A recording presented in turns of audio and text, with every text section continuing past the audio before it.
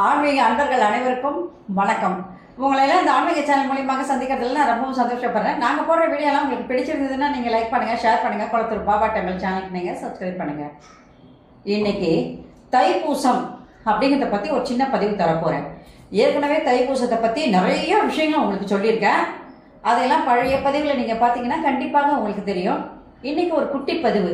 தைப்பூசம் எந்த நாளில் எந்த நேரத்தில் கொண்டாடப்படுது, அது மட்டும் இல்லாமல் அதோடு சேர்த்து பௌர்ணமியோடு சேர்ந்து வரதுனால பௌர்ணமி பூஜையை எப்போ பண்ணலாம், அன்னைக்கு எப்படி வழிபாடுகள் இருக்கும் அப்படிங்கிறத பற்றி மட்டும்தான் உங்களுக்கு இந்த பதிவில் கொடுக்க போகிறேன். வாங்க இப்போ நம்ம வீடியோக்குள்ளே வரலாம். கலியுக கண்கண்ட தெய்வம் அப்படின்னு சொன்னால் அது முருகப்பெருமான் தான். பூச நட்சத்திரத்தில் நாம் வழிபடக்கூடிய தைப்பூசமானது முருக பக்தர்களுக்கு எல்லாமே மகிழ்ச்சி தரக்கூடிய ஒரு நாளாக அது இருக்கும்.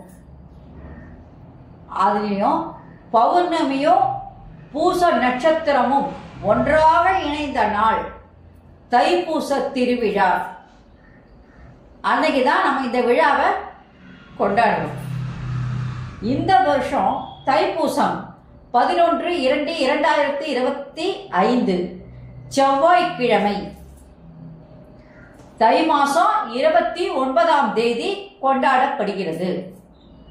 பௌர்ணமி எப்போ இருக்குன்னு கேட்டீங்கன்னா 11/2/2025 செவ்வாய்க்கிழமை இரவு 7:20 முதல் மறுநாள் இரவு 7:38 வரை உங்களுக்கு பௌர்ணமி இருக்கிறதுனால சத்யநாராயண பூஜை செய்கிறவங்கலாம் செவ்வாய்க்கிழமை 7:30 மணிலேருந்து அதுக்கு அடுத்த நாள் 7:30 மணி வரைக்கும் நீங்கள் என்ன பண்ணலாம், அந்த பெருமாள் பூஜையும் நீங்கள் செய்யலாம்.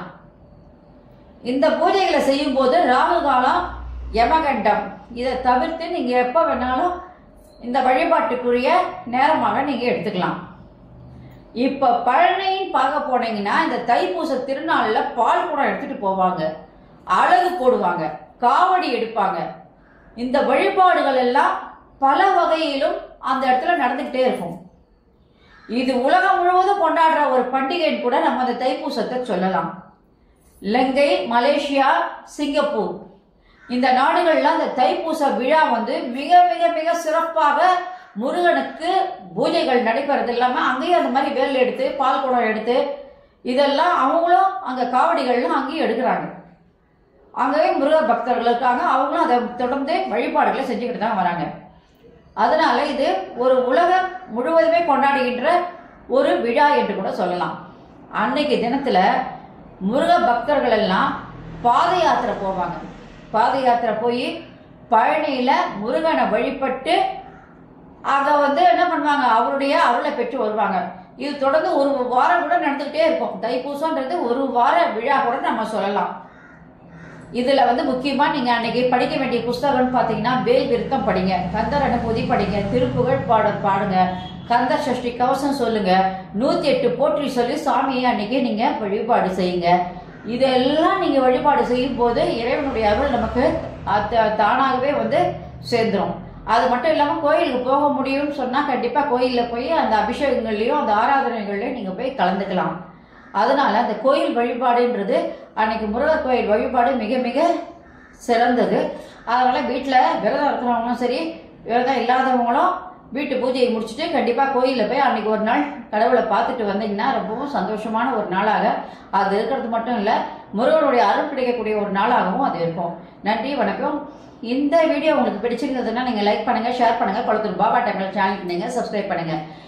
நான் மீண்டும் அடுத்த பதிவோட உங்களை சந்திக்க வரேன். நன்றி, வணக்கம். Subscribe to my channel and please press the bell icon for more videos.